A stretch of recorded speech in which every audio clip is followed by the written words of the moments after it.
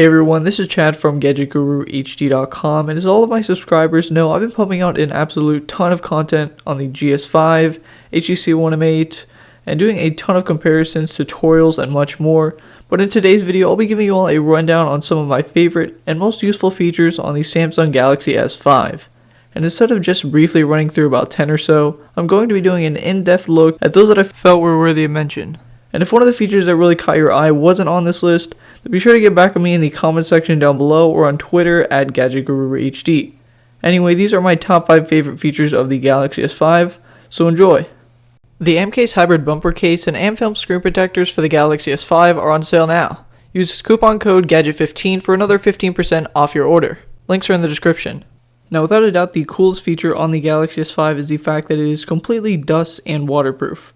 I know most of you are probably thinking this is just another marketing ploy, but believe me, it really isn't. We've actually personally tested this on the channel by completely submerging the GS5 in water for over 30 minutes, and it worked perfectly fine afterwards. In addition to that, we also did some underwater 4K video tests and water drop tests into 4.5 feet deep of water, which is actually 1.5 feet deeper than the Galaxy S5 is supposed to or capable of going. So if you're interested in checking those out, links will be down in the description. And I know for a fact that sometime or another during the lifetime of this Galaxy S5, I'll accidentally go swimming with it or walk into the ocean with it. It's happened to everyone, and that's why I think this is such a great feature to have. Once you've completely thrown a phone into a pool and poured practically a whole gallon jug of water onto it, it's tough to want to use a device that lacks waterproof functionality. Because of this, I'm looking forward to the Xperia Z2 because according to Sony, it's actually more resistant to water than the Galaxy S5. So in my opinion, waterproof and dustproof capabilities are definitely the future of smartphones. Another one of my favorite features is the fingerprint scanner. And if you didn't already know, the Galaxy S5 actually has a fingerprint sensor built into the home button like on the iPhone 5S. And yes, Apple did do it first, so we shouldn't have to see a complete war going on in the comment section of this video. And to me, the whole concept of protecting passwords and accounts with fingerprint sensors are actually pretty cool. As of right now, you can actually send payments over PayPal and verify with your fingerprint, so the technology is definitely evolving. And once everything is completely protected using fingerprint technology, life will be so much easier not needing to remember all of your passwords. If any of you guys have used the fingerprint scanner on the Galaxy S5, you'll know it's not perfect, and I will be the first one to admit that because it just isn't. One issue I did run into with the Galaxy S5 fingerprint scanner was unlocking the device with one hand, but I was able to solve this issue by registering the side of my thumb several times. But even with doing that, the sensor doesn't always read my finger correctly. Part of it is probably my fault because I'm always racing to get in my phone to read a notification and swipe too fast, or I won't slide my finger exactly over the sensor. For me, the sensor has been somewhat hit or miss, but it's a very cool feature nonetheless. My next favorite feature of the Galaxy S5 is the whole S Health app. Generally speaking, I've never really mixed my workouts with technology other than with just a simple Google Drive spreadsheet, but this S Health app has actually been pretty darn useful. It includes all the necessary information for your average Joe like yourself to get started losing weight. And is there really a better way to combine a love of technology with losing weight? The S Health app will basically walk you through everything you need to know with setting goals and whatnot, and it's essentially your one-stop shop for a built-in pedometer, food log to track your calories, exercise, and also to check your heart rate thanks to the built-in heart rate monitor. One minor thing I really appreciate is the clean modern user interface. You can simply swipe from the left to right for access to all the different pages which you can see here, or just go to the main page which gets you access to the current stats for the day. While my current goals aren't necessarily to lose any weight, I definitely think it's an awesome app for those that need the extra motivation to get started working out and getting into shape.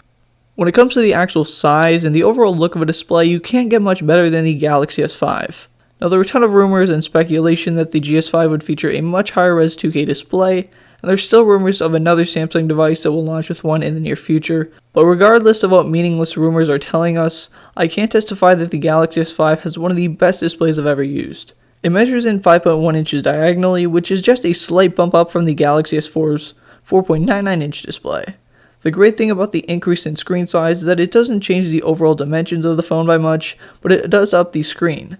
I'm a huge fan of displays measuring around 5 inches. Anything above that starts to get into the phablet territory, and I do start to lose interest. In my experience, I found that 5 inches is just about the sweet spot for overall media consumption because it keeps the device at a comfortable size while giving as much screen as possible.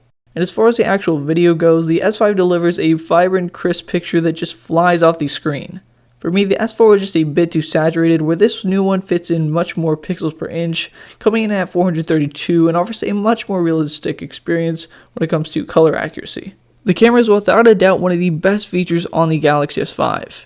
While it isn't the best of any device out there, the GS5 is armed and equipped with Samsung's whole suite of camera features that were shown off last year during the Galaxy S4 launch. But it isn't just the software that makes the camera one of the major improvements over the S4, it's also the hardware. Samsung actually claims that the S5 can take a picture in around 0.3 seconds, which is pretty impressive. Even though we weren't able to test this out specifically, I found it took pictures pretty darn fast without any blur. Also, the upgrade to a 16 megapixel camera is a pretty big deal when cropping pictures and bringing them up on the computer. They show up sharper and cleaner than phones like the HTC One M8, which only has a 4 megapixel camera. Another one of the major improvements is the implementation of 4K video recording, which is pretty awesome. The only problem is that once the video quality is up to 4K, you do lose some features like dual camera and optical image stabilization. I did do a 4K video test, handheld walking around, so you can watch that video if you're interested in seeing a real-world video test of the quality. So those right there are my top 5 features for the brand new Samsung Galaxy S5. Again, if there was a particular feature that you really liked that wasn't on there, be sure to leave a comment down below or let me know on Twitter at GadgetGuruHD. Thanks for watching, everyone. Be sure to give this video a thumbs up and remember to subscribe if you enjoyed, and I'll see all of you guys in the next video.